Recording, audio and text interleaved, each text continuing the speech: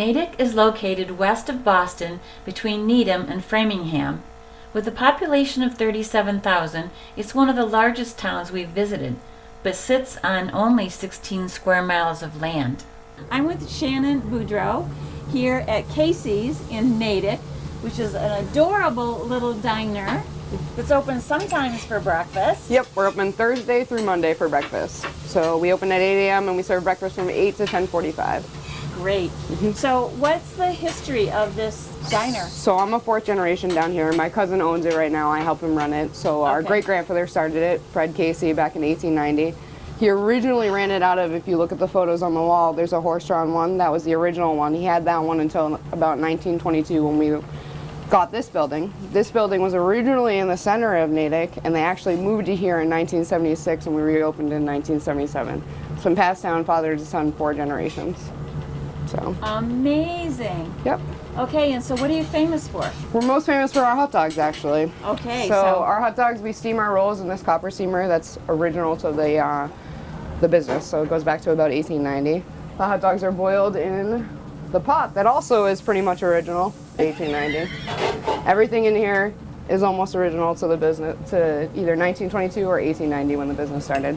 If it ain't broke, don't fix it, right? Exactly, exactly. I love it. So those are your famous, and you steam them. We steam the rolls and boil the dogs. And then boil the dogs. And the most famous one is an all-around, which has mustard, relish, and onion on it. And that's it? That's it. It's just a plain, simple dog, and they're great. People come from everywhere for them. Everywhere. That is crazy. And what else do you have? So kind of American So menu? The other thing, our coffee is brewed in the coffee urn that is original to the building, 1922. Oh my so gosh. Every morning is brewed in this, which is pretty cool. And it's pretty fantastic. Wow. How many cups does that make? So it's 5 gallons. We don't make 5 gallons every day, but the capacity is 5 gallons. Oh, but you must go through a lot of coffee. We do. I'd say next to our most popular thing from our hot dog would be our burgers. They're grilled up on the cast iron grill that's about 80 years old. It's very well seasoned. Okay, wow, I guess. So before we had the cast iron grill, they would cook on frying pans. So underneath there's 2 cooking surfaces. It's pretty cool where they put the frying pans on. So okay. It's pretty cool. Wow, that's just amazing. How many hot dogs do you think you've sold? Millions. Put a sign up that says over 1 billion. Probably over 1 billion. You might as well. Wow, that is great. Any future plans? I think we just want to keep it going. Yeah. Keep it going. We got the 5th generation up, and then we got a 6th generation out there. So we shall see. Really? Yes. And they don't know it yet, but they're going to be working at Casey's. They have no idea, but they'll be slinging dogs in no time. I bet they're not even eating hot dogs yet, are they? Are they that little? No, they're all eating hot dogs at this point. Okay, so they're getting groomed. Yes. We get groomed from a very early age in the Casey family. Your first stop from the hospital is here. Oh, wow. So what time do you close then? Are you open for dinner? So we are open till dinner. We close at 7 p.m. every day except for Fridays and Saturdays. We stay open till 8, a little later. Okay. Yep. So. You don't serve beer, do you? No. Okay, but you have floats. We have floats, we have shakes, we have French fries now. French fries are newer. We've only done French fries for about 4 to 5 months, but they are incredible. Really? Yep, we always just did chips, and everybody kept asking for fries, and we finally got the fry later, and they are phenomenal. Really? Excellent. Okay, well, thank you, Shannon. Thank you. It's a cool little place. We love it. We can't wait to have breakfast. Yes, enjoy. Thank you. Tell me about the record holder. Well, Tiny, back in the 50s, holds the record. He ate 3 dozen all around. He used to come in frequently and order a dozen for lunch from my grandfather, and one day he was hungry. He kept asking, "Joe, hit me again," and he ate 3 dozen. No. Yep. With Oh my gosh. on it. Nobody's come close to it. That's awesome. It was a nonprofit that covered all the seniors. What is that you're making? And that was So that's a Western sandwich, and I have the corned beef hash on the grill, bacon and fried egg. Okay. All right, Amber, what do you have? I have 2 fried eggs and the biggest pile of home fries I have seen in several months. So, good job, Casey's. I'm going to try the home fries first. Let's see. No. I think that's cute. I don't know. I like the seasoning on this because it's got a little bit of a pepper taste, but it's not overwhelming. And you can really taste that a lot of care went into it. It's very, very good. Okay. I recommend it. Sounds A little good. bit of like a barbecue taste too. Really? Yeah, a little bit. Sounds good. Very good. All right. I don't know what's on it, but that's. Different, right? It's almost like it's got like a little bit of a barbecue aftertaste. A little. I wonder if it's because of the grill. It's absolutely the grill because it has the seasoning to Yeah, it. You know? it sure is. Yeah. Egg. You ready? Yes. Ready? I'm ready, Freddie. I have an egg salad melt that's got mushrooms, onions, cheese. Look at that. Mmm.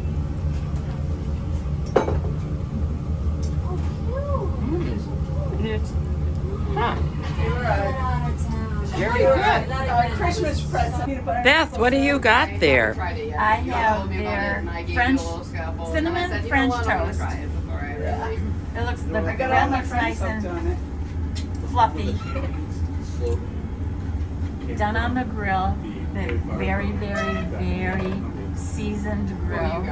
When there was a hook and ladder competition, we competed twice. It's light, Once against 4 other towns. Once good cinnamon flavor.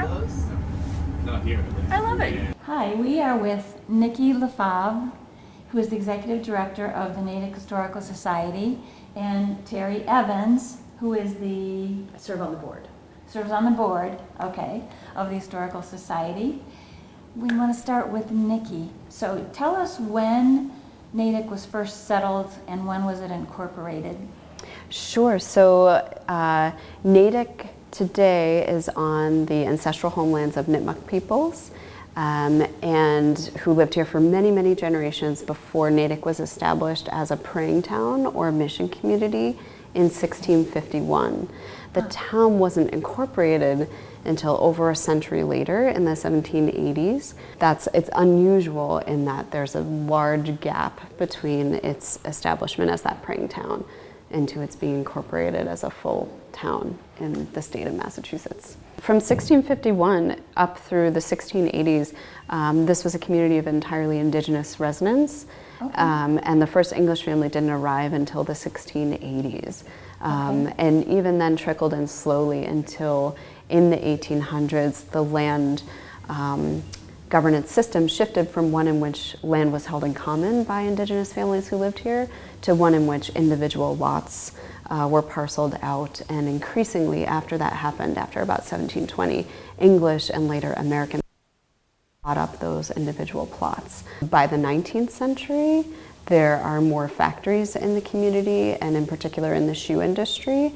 It really takes hold in the 1830s here in Natick and then matures over the course of that century. It's one of the things that is fascinating to me that the earliest Board of Selectmen in Natick was all indigenous. The highway surveyor was indigenous. And that's really the important thing to understand is up until 1719 when land was divided and then could be sold off. It was almost exclusively, with just a few specific exceptions, kind of governed, managed, and lived in by Native people. There are still indigenous people, including Natick Nipmuc, living here. The river made this place right here in South Natick one of great spiritual meeting, but also sustenance. And so this is really the kernel, this area of Natick's sort of blossoming, frankly, before 1651 when the town was established, but also afterwards. And the center of Natick becomes more densely populated and more politically important later on, not because of the river, but because of the railroad. In around 1810, what we now know today as Route 9, running east and west across Massachusetts, was the Boston and Worcester Turnpike. That was the path that was laid out from where Brookline meets Boston all the way out to Worcester. And that it was a private venture. They collected tolls, and one of the things they didn't want was any competition. So in the late 1820s, early 1830s, when noise was being made about this newfangled thing called railroad, they wanted it nowhere near what was then the Worcester Turnpike. And so they ended up siting it about a mile and a half, 2 miles south, where it runs today, and it's now the Boston and Albany. The same happened in Natick and in Framingham, which is the center of town and the center of industry and the center of kind of what thrived, moved with it. For the shoe industry, what it meant was that it suddenly opened up national markets. So this little kind of carpet, you know, the 10-footers that they individually made shoes in, suddenly blossomed into factories because they could do mass production and meet mass markets around the country. Amazing. Yeah. Now, how long were the shoe industries here? And what happened with that? That's a great question. So it begins as a cottage industry in the early 19th century, really blossoms in the late 19th century with larger factories, no longer cottage 10-footers in people's backyards with single artisans, you know, making their shoes. Larger factories by the end of the century. And into the 20th century, there's still significant shoe production in Natick. Did you go anywhere near the baseball factory? Anybody point Yes. out the... Okay, Yes. so across the street from the baseball factory was a block-long, 4-story shoe factory called Pratt and Reed, and they cranked out hundreds of thousands of pairs of shoes a year. Wow. And there was the railroad right next door to it. Wow. But it was a significant part, along with what Lynn and Brockton. It was one of the leading shoe kind of manufacturing facilities until you started seeing markets and manufacturing shift elsewhere. And then Natick became known as a flower town. There were lots of nurseries and greenhouses in Natick in the middle of the 20th century. I think of Natick more as a bedroom community for Boston, where a lot of people commute into Boston. Is that right or no? It was a town before it was a suburb, and I think that's what's really important in its identity. We've had 2 great fires in Natick. One in South Natick in 1872 that I will say destroyed the nascent collections of the Natick Historical Society. And then one in January of 1874, right in the heart of Main Street. And it burned everything for several blocks, north and south, and also some of Washington Street that adjoins it. Wow. What you saw was the whole center then rebuilt at the same time, and so we have still remaining the distinction of having the only main street in eastern Massachusetts that is substantially Victorian in architecture, because the fire gutted everything and everything got built back at the same time. Built right after that fire. Yeah. Do they know how the fire was caused, or? It started in a shoe factory. But you know, today I think a lot of people who aren't so familiar with Natick, when they hear about it, they think of the mall. And they think of retail, right? As if Natick only exists right along Route 9. Yes. And, you know, that's a shame because Natick Center is just a thriving community of culture and arts, and there are so many cool things going on down in Natick Center that I feel like there's this renaissance of vibrance downtown, you know, that's really exciting and so much bigger and more meaningful than the retail along Route 9, although that has a great history too, which I don't want to discount. There was a famous baseball factory here as well. What do you know about that? There is still the building of the baseball factory, the first baseball factory in the United States and therefore the world, because nobody else was playing baseball at the time, established in the 1850s by Harrison Harwood. And you know, he purchased the patent from 2 young men who were shoemakers who were playing ball in Natick. And I just love this story because when you think about baseballs, you don't automatically think about shoes. But if you pause for a minute, right, like a leather shoe is the act of sort of curving leather and stitching it together, which is exactly what you do when you make a baseball. And so these 2 young men came up with a better way of making the ball. At the time, baseballs were not standardized. They looked different depending on where you played and who you played with. Harrison Harwood saw the genius in their invention. He purchased the idea from them and he started cranking out baseballs. And that baseball, the figure-8 pattern with the stitches, has not changed since then. What else of significance in Natick's history would stand out? Maybe famous people who lived here, or you said George Washington actually passed through? He did on his, kind of serendipitously, on his way back from his first visit, he's inaugurated as president in April, and he decides he has to go out and meet the people. So very familiar with Boston. He had been here many times during the Revolution, so he decided to start with Boston. And he came up along largely what we know today as Route 20, and he stayed in Boston for 5 days. Because of bad weather that prevented him going back via the Hudson River Valley, he came down what we know today as Route 16. And so in November of that year, he came past. And there are buildings all along the route he passed, not just in Natick, but in other towns, that stand today and would have borne witness to his passing. Wow, So, that's really cool. in a more contemporary sense, we have Henry Wilson, who was Ulysses Grant's vice president, who served, and actually who died in office, who's considered kind of a favorite son in a way. And I was talking briefly about Harriet Beecher Stowe, who is associated with Natick, not because she lived here, but because she had the wisdom to marry a man from Natick, Calvin Stowe. She'd made her fame in 1852 with Uncle Tom's Cabin. She would come and visit her husband's family, and she would hear these stories of these characters who really lived and made Natick what it is. And she wrote a book in 1869 called Old Town Folks that was modeled on these real personalities. Of the praying towns that were established by Reverend John Eliot, it is the one that retains its indigenous name. That Magunko has been absorbed into Hopkinton and Ashland, Neshoba's been absorbed into Concord, but Natick is Natick.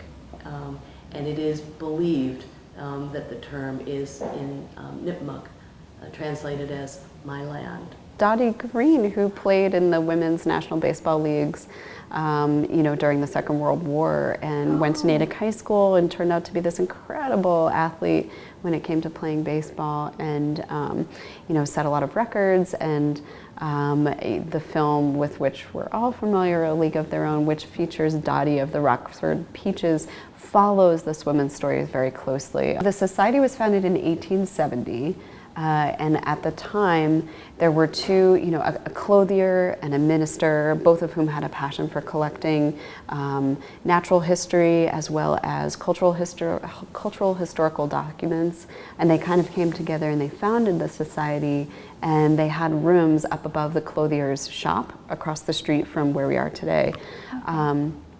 Their first rooms burned down, as we mentioned, but then when a man named Oliver Bacon included in his will the provision for both the library, the Bacon Free Library that is upstairs in this building, as well as the Historical Society, this structure was erected and opened in 1880 and has provided ever since the home of the Natick Historical Society, which was at the time called the Historical Natural History and Library Society of Natick.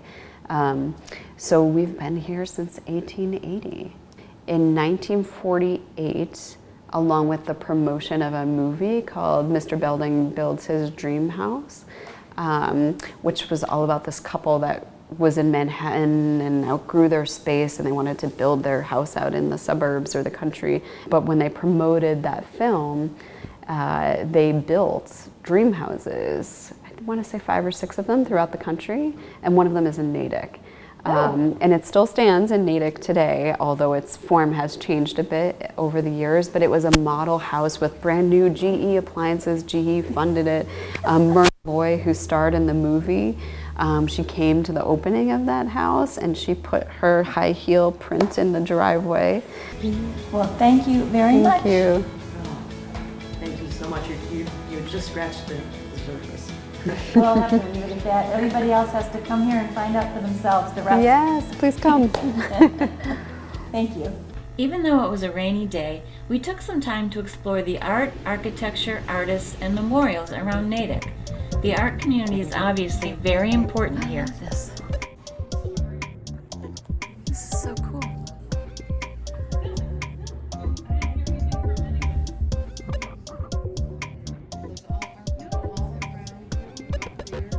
Yeah.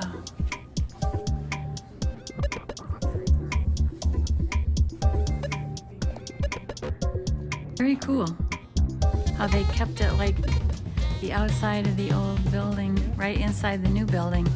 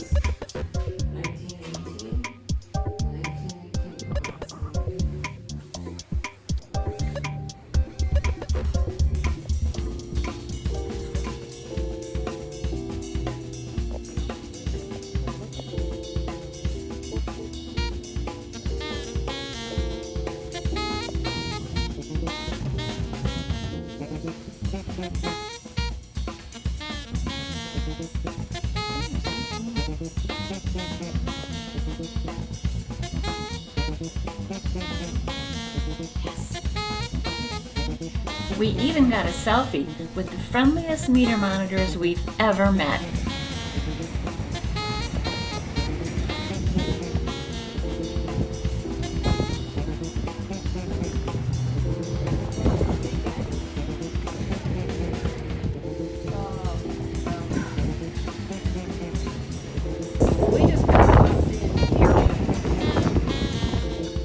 What?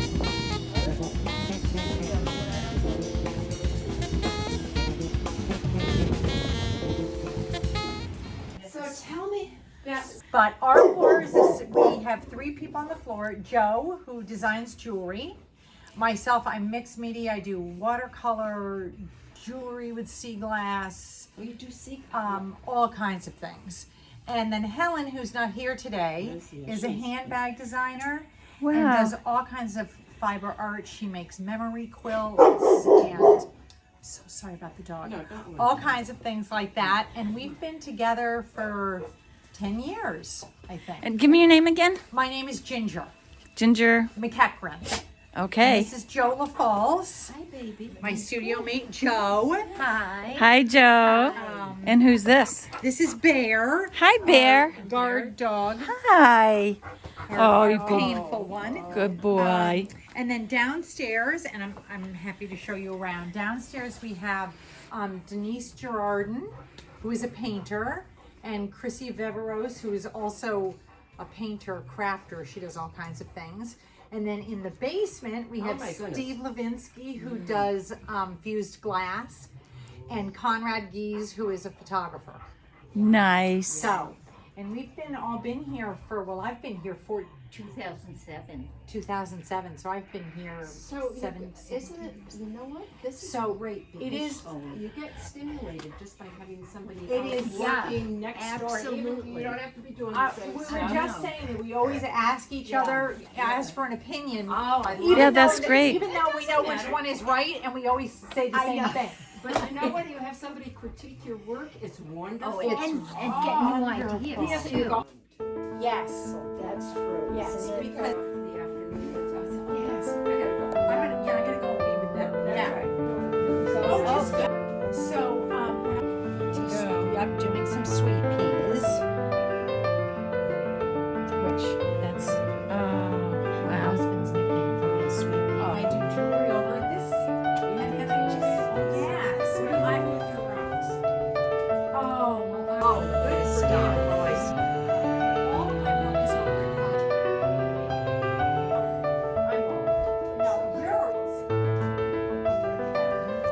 Doing resin. Resin them into What a bezels. clever Let me see. idea. And then I make, I'll turn them into necklaces or, Oh my gosh. or, Oh, that's so so they're cool. kind of fun. What a clever. Look at the back too. You don't see the back. Yeah, they are. It is fun. It is fun. So creative. So you can see all of her fabric. I mean, she's got fabric everywhere. She makes. Oh. She does a lot with recycled clothing. So Oh, she'll good. make fabulous bags. Like this is one of my favorites that she did. And this was a skirt. And then she paired it with these fabulous jeans. I I mean, I she's, love that. and then she's worked a lot with people that have lost someone. This was her sample, and then so now she can do anything. I mean, Sounds like it. She's a she's very clever person. quite remarkable. I mean, really. So she's, yeah. When they sold the house, she said this is what because her grandmother was the one that taught her to sew. Oh, that's even more So important. this came up from Tennessee. Oh my goodness. Yeah, she's years ago. So the theme one year was shoes. So she made those boots. So Idea. That is awesome. Yes, that's. see, I want to pick. Channel Garden, and then we're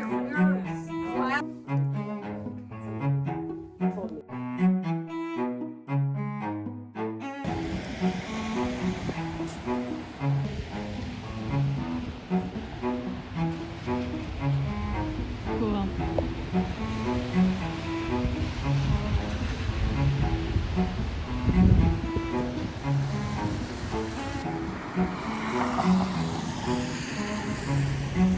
Goes around the corner.